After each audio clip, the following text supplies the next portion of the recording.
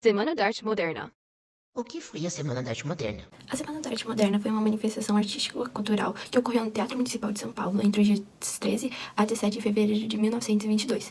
O evento reuniu diversas apresentações de dança, música, recital, de poesias, exposição de obras, pintura e escultura e palestras. Os artistas envolvidos propunham uma nova visão de arte a partir de uma estética inovadora inspirada nas vanguardas europeias. Quem participou da Semana da Arte Moderna? Anita Malfatti, pintora, desenhista e professora, Di Cavalcanti, um dos criadores da Semana de Arte Moderna, Mário de Andrade, um intelectual, Oswald de Andrade, escritor e agitador cultural, Victor Brecheret, um ítalo brasileiro, Manuel Bandeira, um escritor, Villa Lobos, um multi-instrumentista e maestro, Guiomar Novaes, um pianista, Menotti Del Pitia, um escritor, político, advogado e pintor, Vicente do Rego Monteiro, um pintor, Zica Ita, uma artista que fez diversas pinturas, cerâmicas e desenhos. Quais foram os ideais questionados? A principal ideia pensada nesse evento envolveu uma acalorada discussão sobre como as experimentações artísticas e intelectuais brasileiras seriam introduzidas no cenário artístico europeu com o modernismo, tendo a proposta de explorar a brasilidade e valorizar a cultura em território nacional como berço de inspiração cultural, querendo trazer uma arte mais brasileira para o Brasil.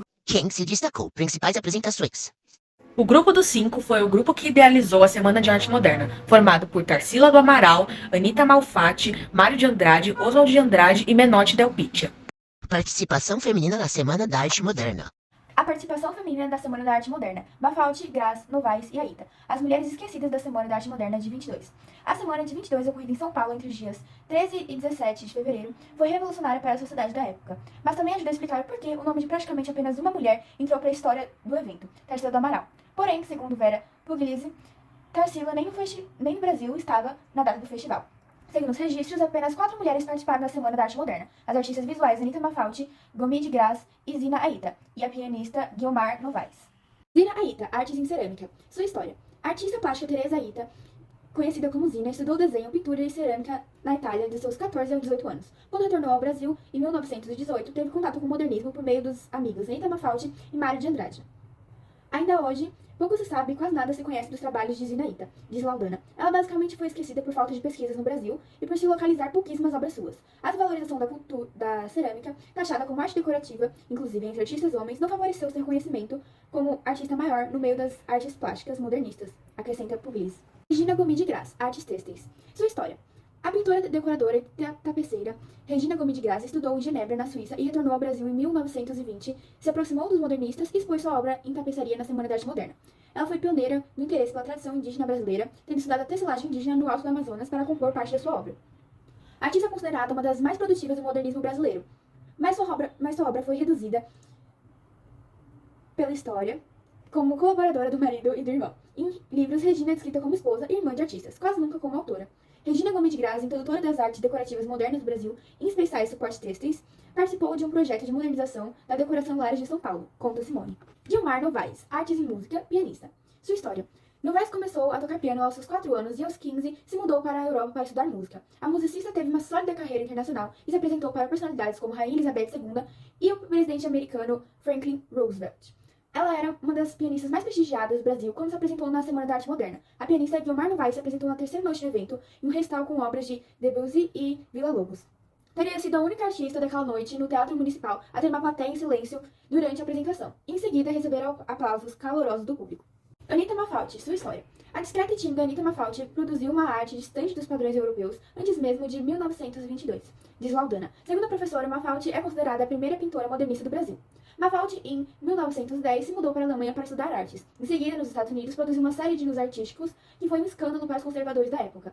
Em 1917, de volta ao Brasil, a pintora realizou uma exposição individual em São Paulo, intitulada Exposição de Pintura Moderna, que serviu de estopim para a Semana da Arte Moderna, 5 anos depois. Assim como o evento de 1922, que não foi bem recebido por parte do público, a exposição individual de Malfatti de 1917 foi ferozmente criticada por Monteiro Lobato em um texto intitulado Paranoia ou Mistificação. Após a crítica negativa de Monteiro Lobato, Oswald de Andrade, Di Cavalcanti e outros saíram em defesa de Anita nos jornais. Anita Malfatti no modernismo, pintora modernista. Foi aí que esses artistas tomaram consciência do que nos unia, um desejo de inovação e de se contraporem aos parâmetros da crítica e de gosto então em vigor, comenta Simeone. A exposição de 1917 foi lembrada pelos críticos e pelos jornais aos anos que se seguiram. Ainda que Malfatti não tenha se concretizado como a cabeça do movimento modernista, posição inicialmente assumida por Victor Brecheret, a artista continuou sendo, na Semana da Arte Moderna, a personificação do escândalo da arte modernista, explica Pugliese. Mafaldi expôs cerca de 10 obras durante a Semana da Arte Moderna e afirmou a mesma.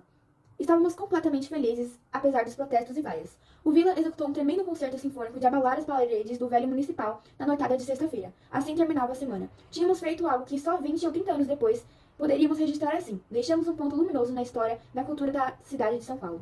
Tarsila na semana, boato ou fato.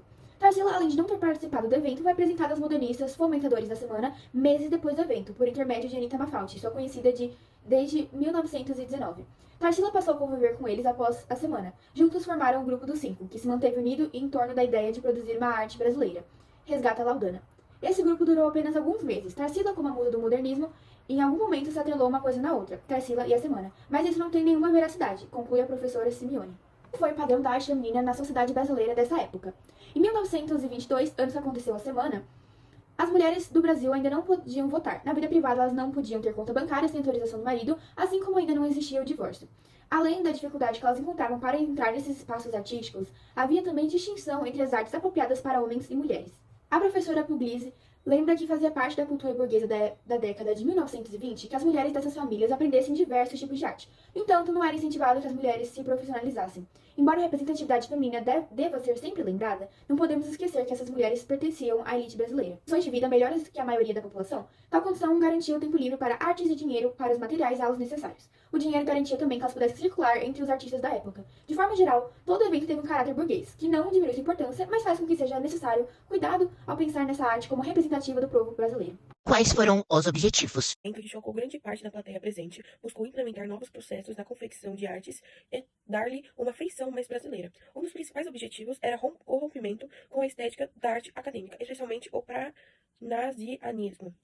A informalidade e o improviso, a liberação de produção, tudo isso tornou-se uma regra da arte moderna, de modo a romper o formalismo das artes até então vigentes. Os principais objetivos da Semana da Arte Moderna foram romper o formalismo da estética artística, criticar a arte acadêmica, inaugurar um movimento modernista brasileiro inspirado nas vanguardas europeias, criar uma arte que fosse autêntica brasileira, popularizar a arte no Brasil.